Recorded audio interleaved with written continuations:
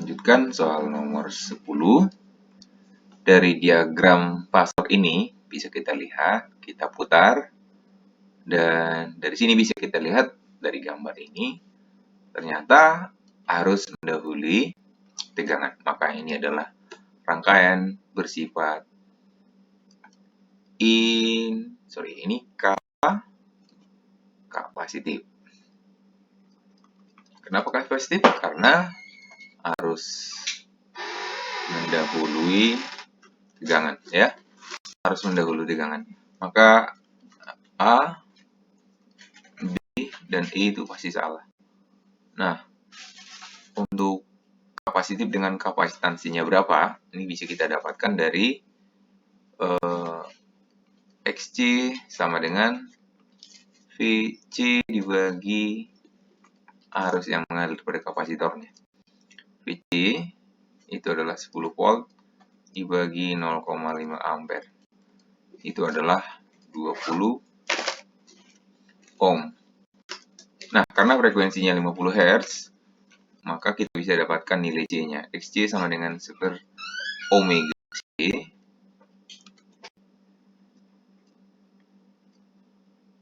XC-nya kita dapat 20 ohm sama dengan seper omeganya 2V kali frekuensi. Omega itu 2VF ya. Ini omega ini adalah 2V kali frekuensi. 2V kali frekuensinya adalah 50 kali C. Maka nilai C sama dengan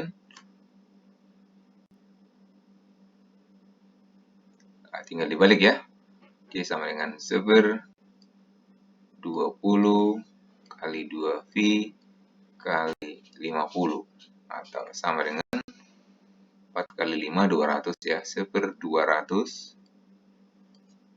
V farad. Nah, yang setara dengan seper 200 V farad itu adalah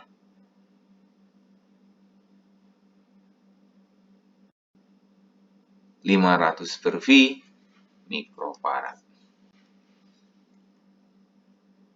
Soal berikutnya, soal nomor 11. Dengan menggunakan voltmeter. Voltmeter itu tentunya yang terukur adalah nilai efektif, nilai V efektif sebesar 200 volt. Dan frekuensinya F-nya adalah 100 ohm dan impedansi rangkaian 40 ohm, maka persamaan arusnya adalah, nah, kita akan tahu I sama dengan V per Z. Maka I efektif sama dengan V efektif per Z. V efektifnya 200 volt dibagi dengan Z-nya adalah 40 ohm. Volt per ohm itu adalah ampere. 5 ampere. Ini adalah arus efektif. Arus maksimumnya adalah arus efektif dikali akar 2. Berarti sama dengan 5 akar 2 ampere. Nah, maka persamaan arusnya I sama dengan IM sin omega T. Sehingga kita akan dapatkan 5 akar 2 sin omega itu adalah 2VF. 2V kali 100 T. Yang sama dengan ini adalah 5 akar 2 sin 200 VT. Jadi jawabannya adalah B. Soal berikutnya, soal nomor 12.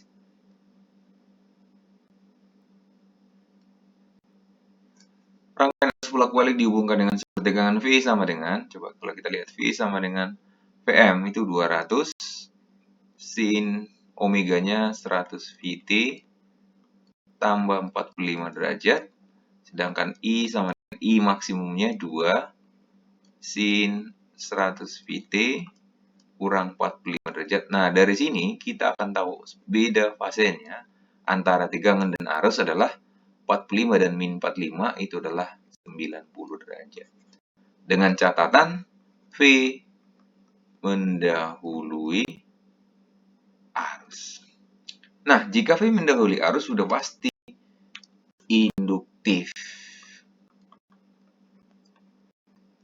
Nah, dengan induktif dengan sudut 90 derajat, udah pasti itu adalah induktor yang murni.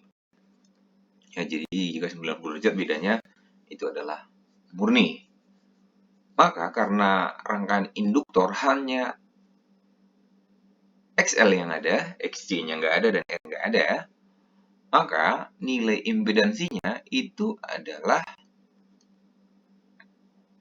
XL. Ya, jadi nilai hambatannya adalah hanya nilai XL saja. Karena murni R dan XC nggak ada. Jadi besaran impedansi ditentukan oleh induktansinya. Kemudian dayanya pasti nol, karena daya yang ada itu hanya pada resistor saja. Rangkaian bersifat induktif. Berarti 1, 3, dan